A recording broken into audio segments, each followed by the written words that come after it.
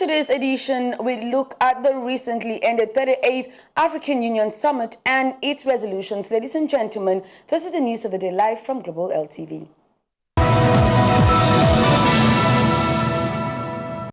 The 38th Summit of the African Union was held on February 15 to 16, 2025 in Addis Ababa, Ethiopia. The summit addressed a wide range of issues, including the crisis of the Democratic Republic of Congo and elections of the presidency and vice presidency of the African Union. Brenda Nong tells us more. Le 38e sommet de l'Union africaine s'est tenu les 15 et 16 février 2025 à Addis Abeba en Éthiopie. Ce sommet s'inscrivait dans un contexte marqué par des défis régionaux et internationaux, notamment avec la crise en République démocratique du Congo. En République démocratique du Congo, le peuple congolais a souffert une fois de plus d'un cycle brutal de violence et des combats qui font rage dans le sud Kivu en raison de la poursuite de l'offensive du M23 menace de précipiter toute la région dans le Lors de ce rendez-vous des pays africains, de nombreuses thématiques ont été abordées, notamment les élections à la présidence et vice-présidence de l'Union africaine, le renforcement de la sécurité et de la paix, entre autres.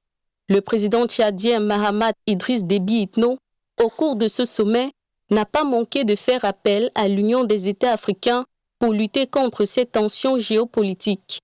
Nous devons renforcer nos institutions, garantir l'indépendance de nos décisions et refuser toute ingérence dans nos affaires intérieures.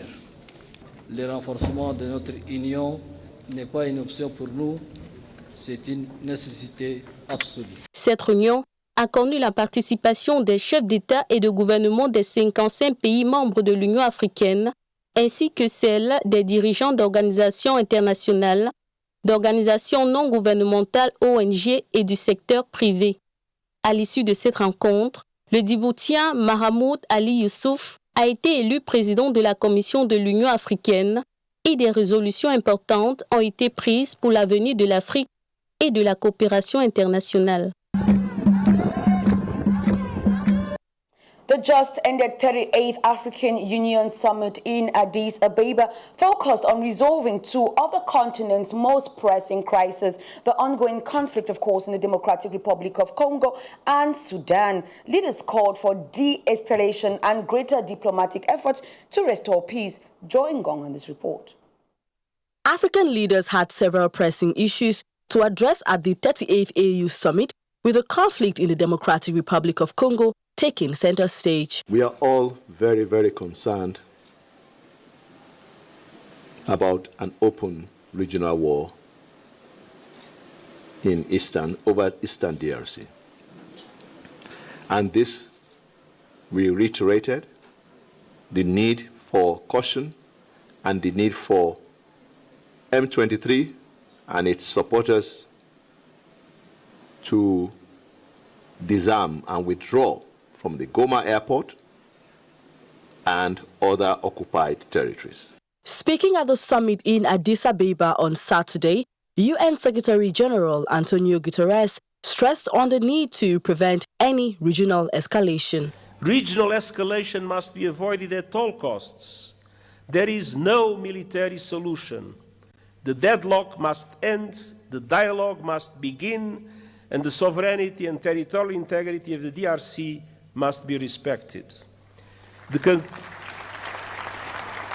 conclusions of the recent joint EAC-SADC summit offer a way forward, with a renewed call for an immediate ceasefire and new momentum for regional efforts based on the Luanda and Nairobi processes. The leaders and delegates of the African continent also called for foreign actors allegedly backed by the M23 rebel group to withdraw from the DRC.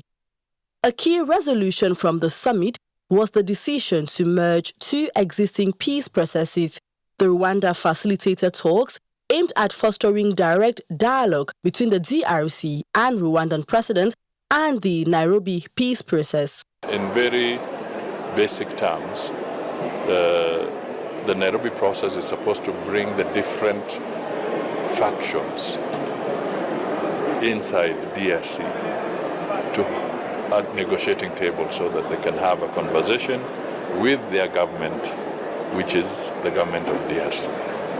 Okay.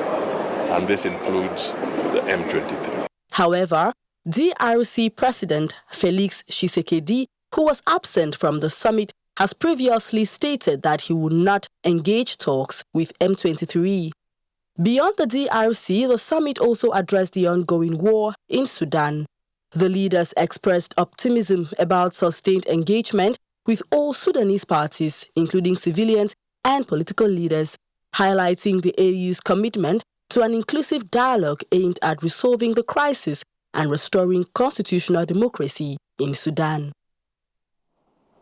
The 38th Summit of the African Union, which focused on the theme of justice for Africans and people of African descent through reparations, has come to close. Important resolutions were passed, including the creation of a united front to demand reparations for historical crimes and atrocities committed against Africans. Pauline Otto.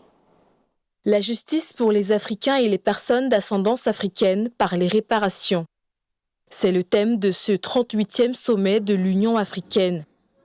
Il est question de rassembler les citoyens africains et même de la diaspora africaine avec pour but de revendiquer la justice et le paiement des réparations aux Africains pour les crimes historiques.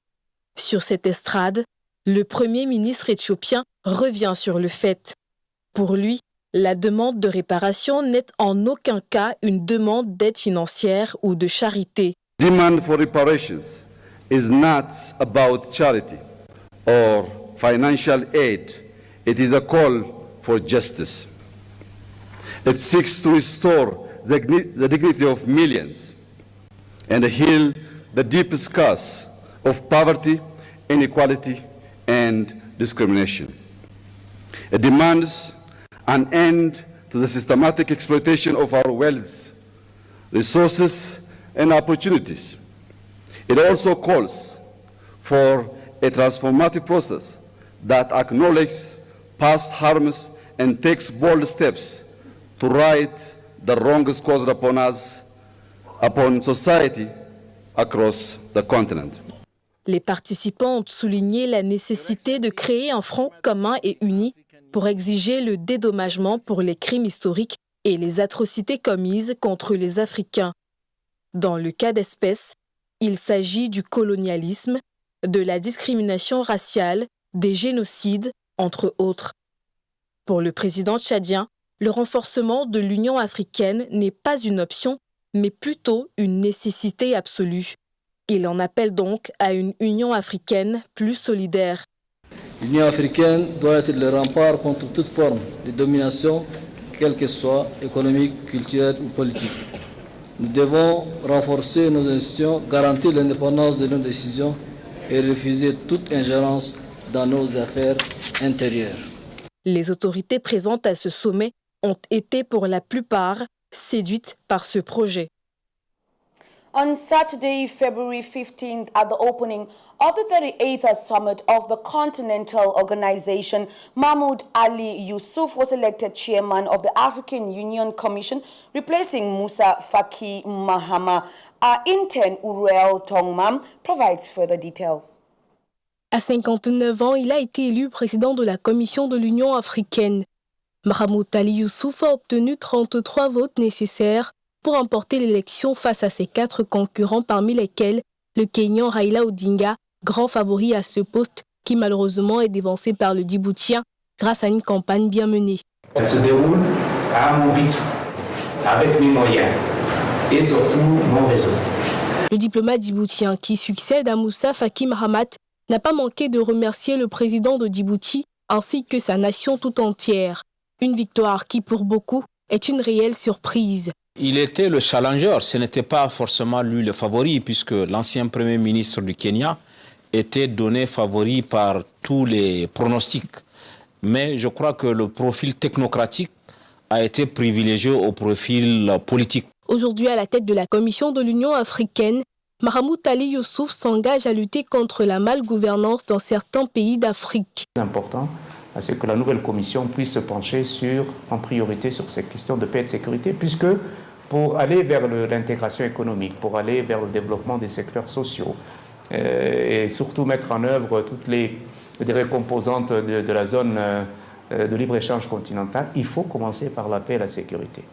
Il a été élu pour un mandat de 4 ans, renouvelable une seule fois, aux côtés de João Lourenço, qui lui a pris fonction comme président à la tête de l'Union africaine lors de la 38e session ordinaire de la conférence des chefs d'État et de gouvernement de l'Union africaine qui s'est tenue le samedi 15 février à Addis Abeba en Éthiopie.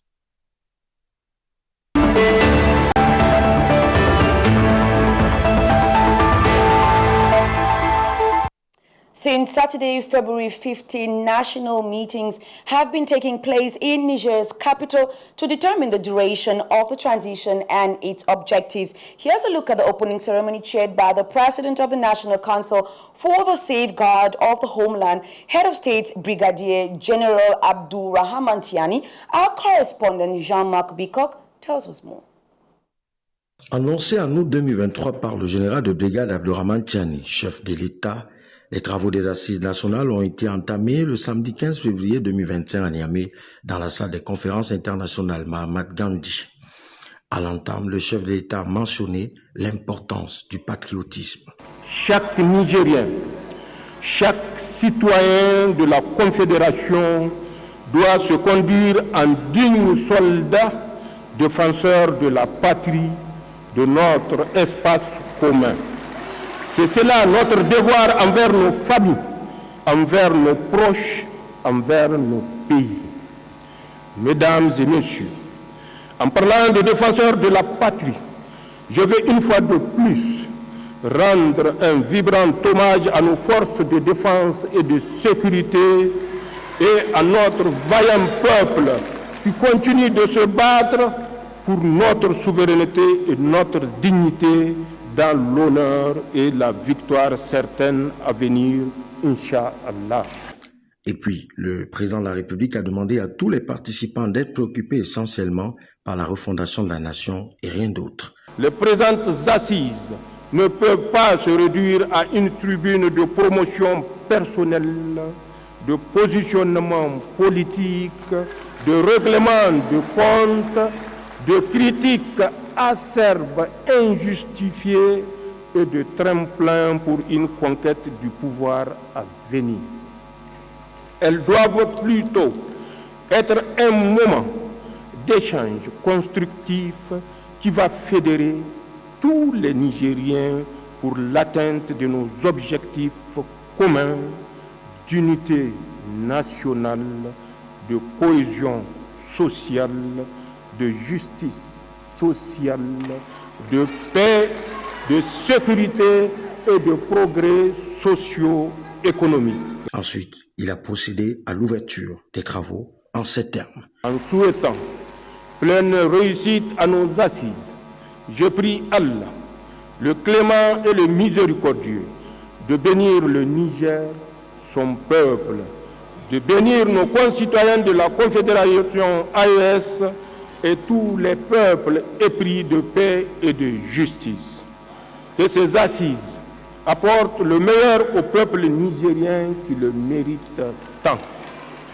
Vive le Niger, vive la Confédération AES, Labousanino, Zanchan Kassano, je vous remercie. Ces assises de 5 jours se tiennent à Mahatma Gandhi et au Palais des Congrès de Niamey, regroupant près de 700 Nigériens choisis pour baliser les principes fondamentaux de la refondation du pays.